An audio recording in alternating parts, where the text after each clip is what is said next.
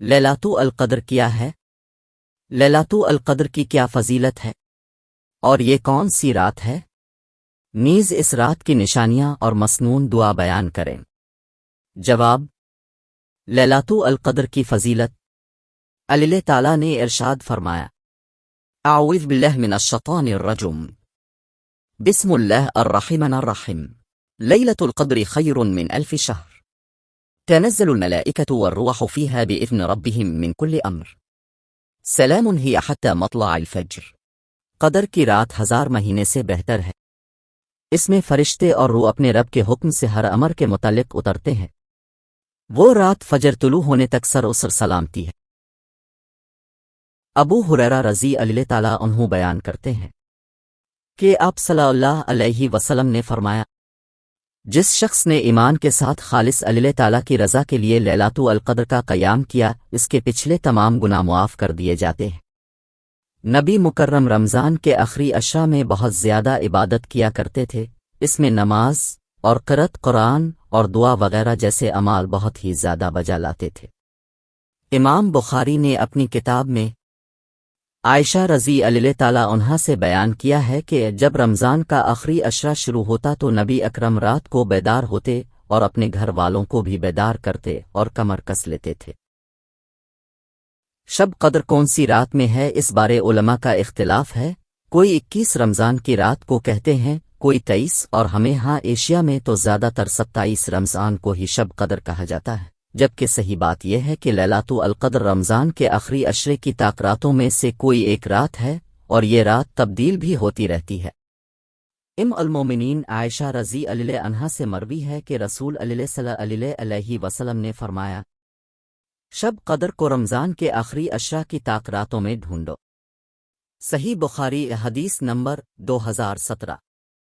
ایک روایت میں ہے کہ نبی کریم صلی اللہ علیہ وسلم اپنے حجرے سے نکلے، لوگوں کو شب قدر بتانا چاہتے تھے وہ کون سی رات ہے، کہ اتنے میں 2 مسلمان آپس میں لڑ پڑے۔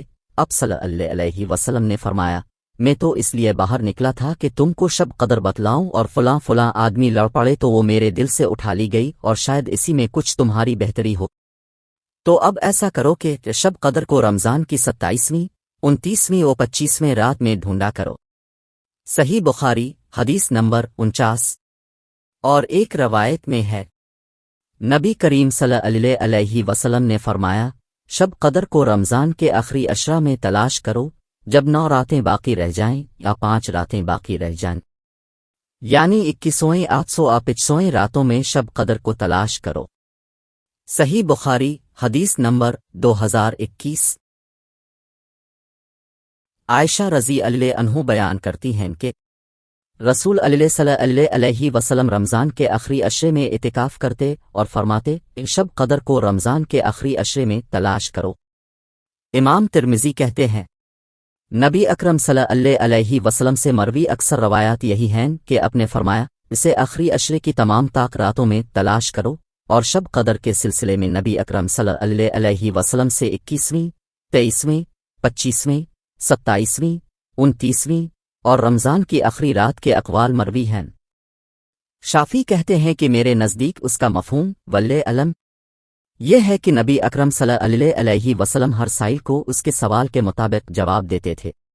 اب سے کہا جاتا ہم اسے فلاں رات میں تلاش کریں، اب فرماتے ہاں فلاں رات میں تلاش کرو۔ شافعی کہتے ہیں میرے نزدیک سب سے قوی روایت 21ویں رات کی ہے۔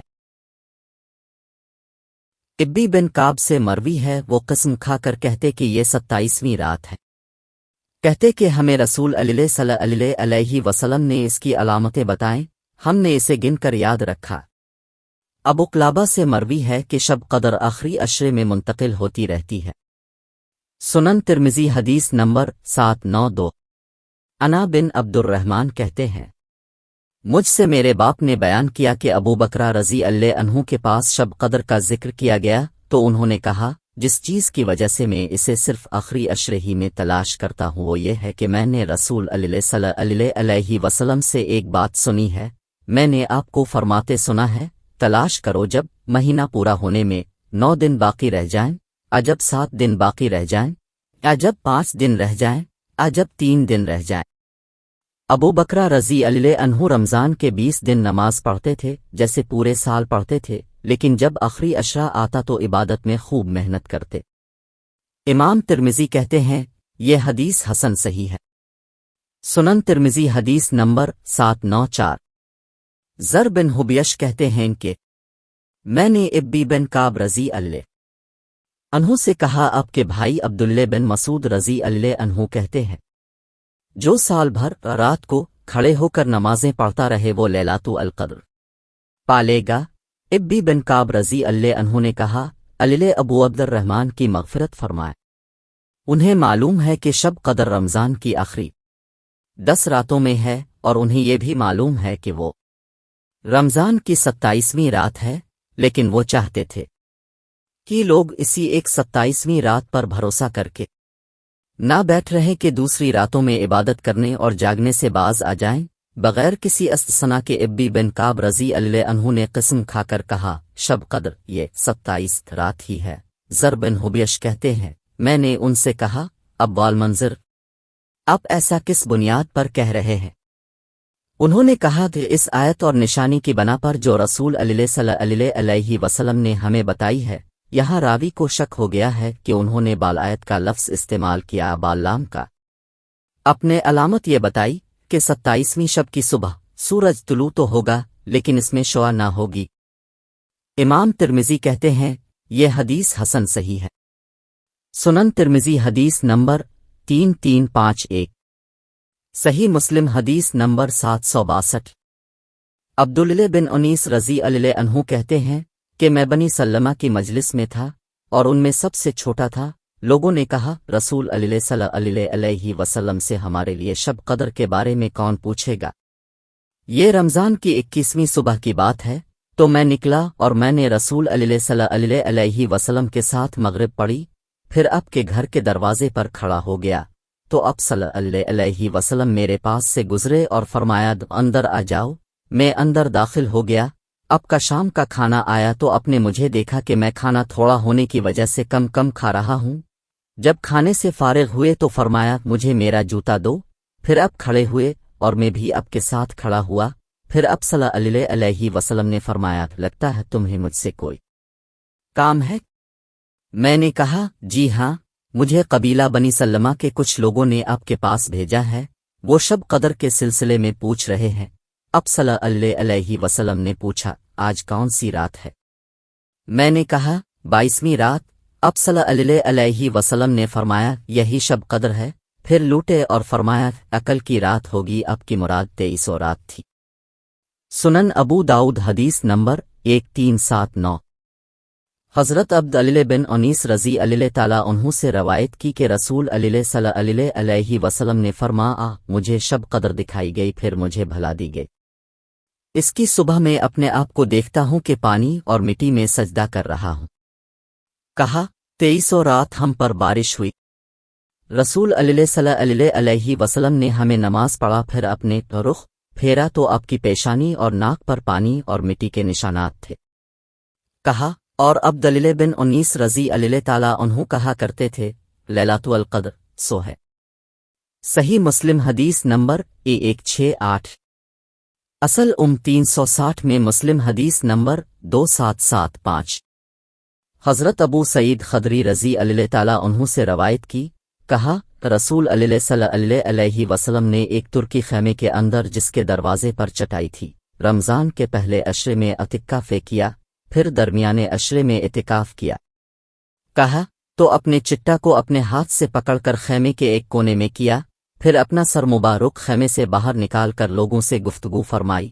لوگ اب کے قریب ہو گئے تو اب صلی اللہ علیہ وسلم نے فرمایا میں نے اس شب قدر کو تلاش کرنے کے لیے پہلے عشرے کا اعتکاف کیا، پھر میں نے درمیانے عشرے کا اعتکاف کیا، پھر میرے پاس بخاری حدیث 813 میں ہے جبریل حمزہ کی آمد ہو تو مجھ سے کہا گیا وہ آخری 10 راتوں میں ہے، تو اب تم میں سے جو اعتکاف کرنا چاہے وہ اعتکاف کر لے۔ لوگوں نے آپ کے ساتھ اعتکاف کیا۔